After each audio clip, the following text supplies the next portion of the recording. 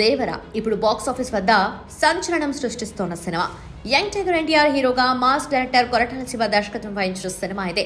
ఇక భారీ అంచనాల మధ్య సెప్టెంబర్ 27న పాన్ ఇండియా లెవెల్లో విడుదలైన ఈ సినిమా బ్లాక్ బస్టర్ హిట్ అయింది. విడుదలైన ఫస్ట్ డే నుంచి ఈ సినిమాకు ఓ రేంజ్ రెస్పాన్స్ రాగా అటు బాక్స్ ఆఫీస్ దగ్గర కలెక్షన్స్ వర్షం కురుస్తోంది.